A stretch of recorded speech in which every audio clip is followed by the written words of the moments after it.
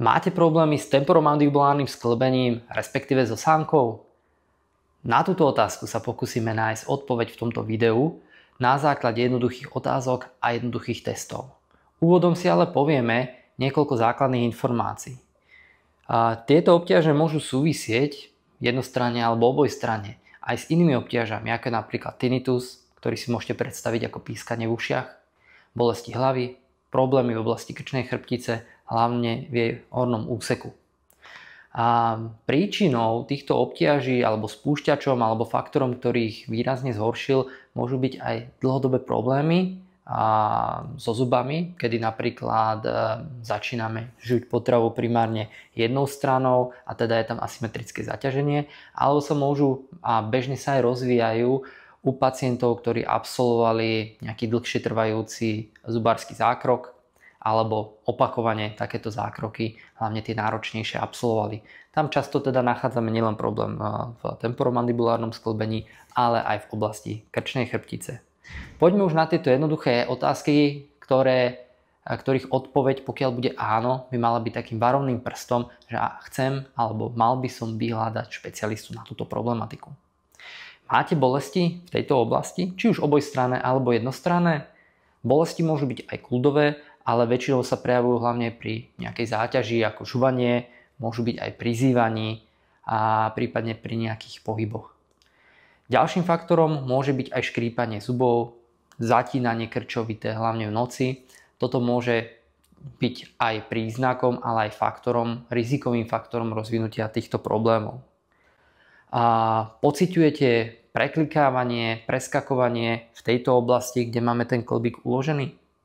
Ak ste na niektorú alebo že na všetky odpovedali áno, odporúčame vám špecializované vyšetrenie. Poďme si ukázať základné orientačné testy.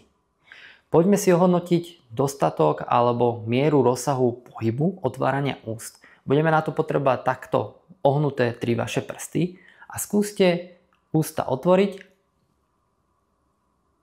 a či budete schopní tie 3 prsty dostať medzi ústa, medzi zuby.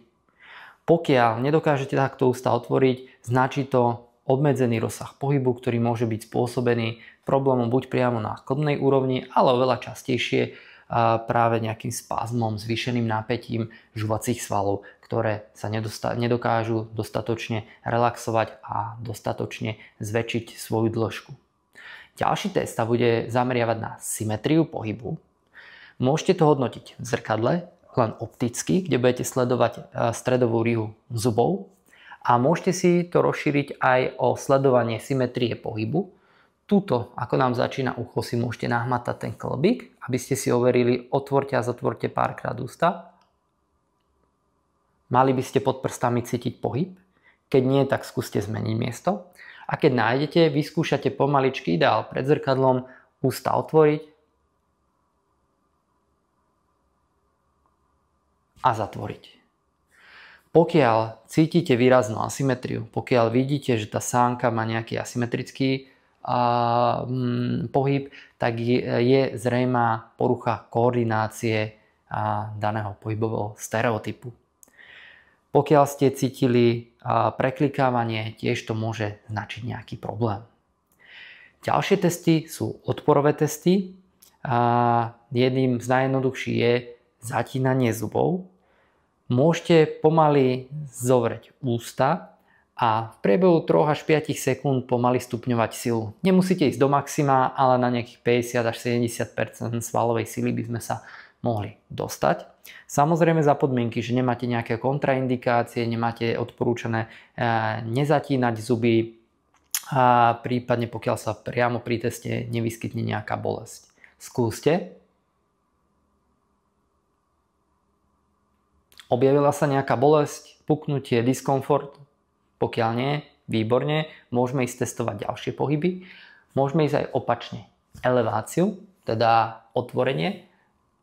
Kľudne si dajte päsť ako protiodpor. A opäť metodika je tá istá, pomaličky stupňujeme. Nemusíte otvárať, stačí mať ústa pootvorené a snažite sa otvoriť, aby sme zapli tie svaly, ktoré sú za to zodpovedné. Rovnako môžeme postupovať aj pri stranovej deviácii, čiže sánka sa chce hýbať. Buď do jednej strany takto, alebo do druhej, prípadne dopredu, alebo dozadu. Tieto testy môžeme robiť úplne bez odporu, pomaličky, čiže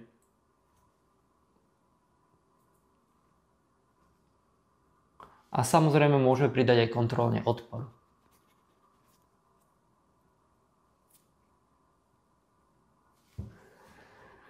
Pokiaľ ste cítili nejakú bolesť, diskomfort, zvážte návštevu odborníka alebo špecialistu. S touto problematikou vám vieme pomôcť aj u nás vo fyziocentre a pevne verím, že to zvládne aj väčšina našich kolegov, ktorí pracujú na základe vysokoškolského vzdelania alebo vzdelania v odbore diplomovaný fyzioterapeut, prípadne lekári zaoberajúci sa touto problematikou a poskytujúce svoje služby v zdravotníckom zariadení. Držím palce, v prípade nejakých otázok sme tu pre vás a kľudne nám môžete napísať e-mail a radi vám pomôžeme s konzultáciou.